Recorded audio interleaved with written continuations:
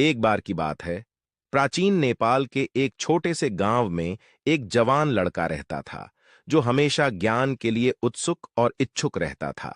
एक दिन उसने सुना कि गांव के बाहर एक बुद्धिमान आदमी रहता है, जो अपनी खामोशी की शक्ति के ज्ञान के लिए मशहूर है।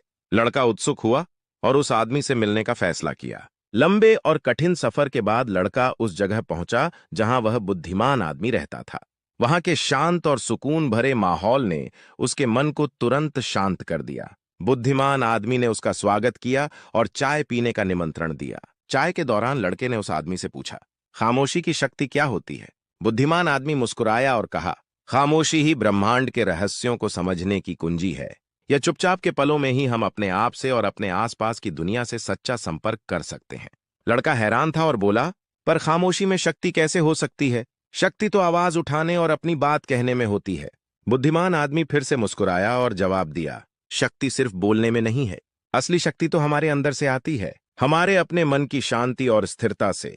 जब हम अपने आप से शांत होते हैं, तब हम कुछ भी पा सकते हैं जो हम चाहते हैं। बुद्धिमान आदमी ने फिर एक कहानी सुनाई। उसने कहा, बहुत समय पहले एक महान राजा था, जो अपने विशाल साम्राज्य पर राज्य करता था। उसकी प्रजा उससे डरती थी क्योंकि वह कठोर और क्रूर शासक था। एक दिन एक ज्ञानी मुनि राजा के पास आया और बोला, महाराज, खामोशी में महान शक्ति होती है।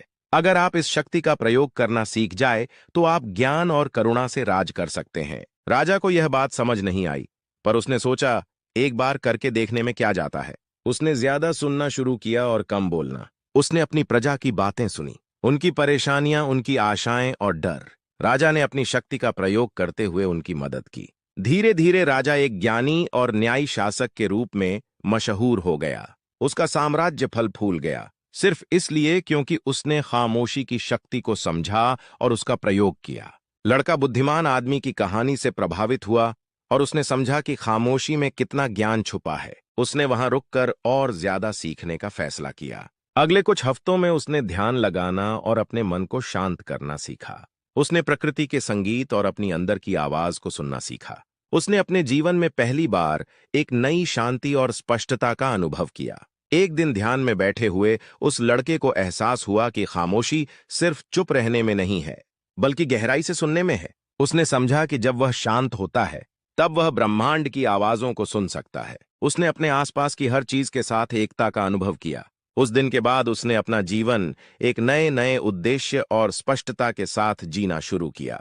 उसने जाना कि खामोशी उसकी हर कोशिश में मार्गदर्शक होगी और वह कुछ भी प्राप्त कर सकता है जो उसने ठान लिया है।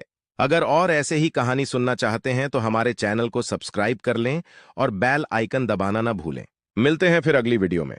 धन्यवाद।